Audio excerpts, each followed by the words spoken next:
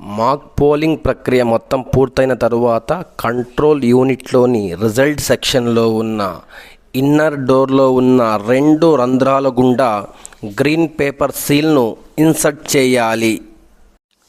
Green paper సీల్ను ఇలా 2 రంధ్రాల గుండా insert చేసేటప్పుడు ప్రింట్ బటన్ను ఆపరేట్ చేయు నిమిత్తం ఉన్న లోయర్ హోల్ను పింక్ కలర్ కవర్ చేసేలా, రిజల్ట్ బటన్ను ఆపరేట్ చేయు నిమిత్తం ఉన్న అప్పర్ హోల్ను గ్రీన్ కలర్ కవర్ చేసేలా జాగ్రత్త వహించాలి.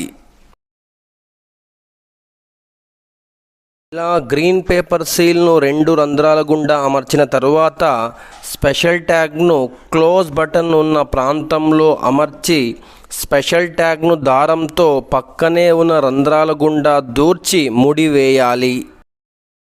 స్పెషల్ ట్యాగ్ మీద ప్రిసైడింగ్ అధికారి మరియు ఇతర పోలింగ్ ఏజెంట్లు సంతకాలు చేసి దాని సీరియల్ నంబర్ను నమోదు చేసుకోవాలి. తదుపరి స్పెషల్ ట్యాగ్ను లక్కతో సీలు చేయాలి. స్పెషల్ ట్యాగ్ను సీలు చేసిన తరువాత ఔటర్ డోర్కు అడ్రస్ ట్యాగ్ జోడించి లక్కతో సీలు చేయాలి. లక్కతో సీలు వేసేటప్పుడు వేడిగా ఉన్న కరిగిన లక్క మెషిన్ల మీద పడకుండా దాని కింది భాగంలో దళసరి అట్టముక్క ఉంచుకొని సీలు చేయాలి.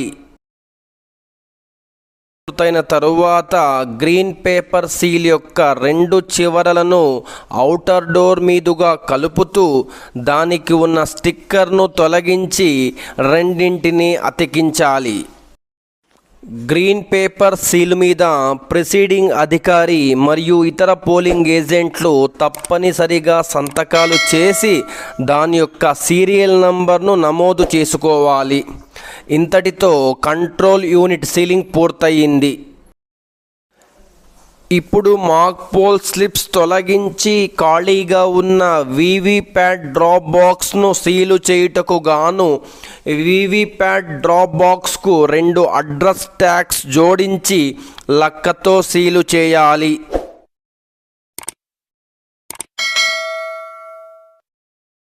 ఈ విధంగా మాక్ పోల్ ముగిసిన తరువాత కంట్రోల్ యూనిట్ మరియు వీవీప్యాట్లను సీలు చేసి వాస్తవ పోలింగ్కు సిద్ధం చేయాలి.